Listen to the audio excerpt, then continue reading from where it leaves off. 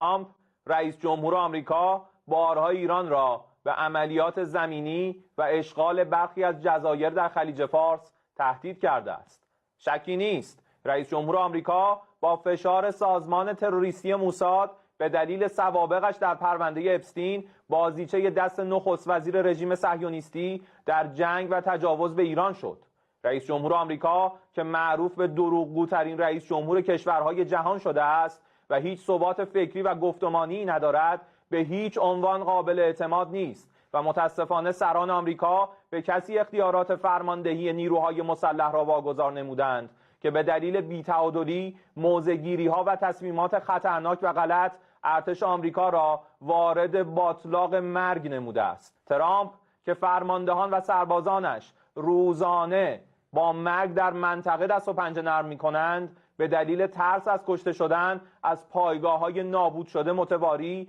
و به مراکز خدماتی، جمعیتی و اقتصادی کشورهای منطقه پناه بردند و البته در آنجا نیز هدف قرار می‌گیرند. خود و فرماندهان ارشد ارتش مزمحل آمریکا هزاران کیلومتر دورتر از میدان جنگ انتظار مقاومت از فرماندهان و سربازان را در میدان جنگ دارند. ترامپ موضوعی را یک روز صبح به طبل تهدید می‌کوبد و عصر همان روز عقب نشینی می‌کند. زمانی از مذاکره دم می‌زند و ساعاتی پس از آن تصمیم به اداره جنگ می‌گیرد. این فرد بی‌تعادل و کذاب خسارت‌های فراوانی را به مردم آمریکا، اروپا و کشورهای جهان به ویژه کشورهای منطقه غرب آسیا وارد نموده است. رئیس جمهور آمریکا ثابت کرده تنها زبانی که میشناسد زبان زور است. در مقابل تهدیدهای اخیر ترامپ مبنی بر عملیات زمینی یا اشغال هر نقطه‌ای از سرزمین‌های ایران که البته آرزویی بیش نیست، اعلام می‌داریم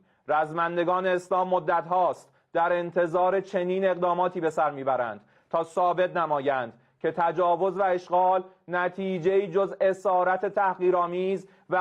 قطعه شدن و مفقود شدن متجاوزان را در بر نخواهد داشت و فرماندهان و سربازان آمریکایی خوراک خوبی برای کوسه های خلیج فارس خواهند شد. بهتر از ترامپ، سران و فرماندهان ارتش آمریکا تاریخ ایران را یک بار مطالعه کنند و از برخورد ایرانیان سلحشور با متجاوزان در طول تاریخ درس بگیرند و در حلقه توهم رئیس جمهور نامتعادل آمریکا سربازان خود را به کام اسارت و مرگ نکشند و مردم آمریکا را به طور گسترده عزادار نکنند. نیروهای مسلح مقتدر ایران سرافراز و سربلند در صورت عملی شدن تهدید رئیس جمهور آمریکا به عنوان مظهر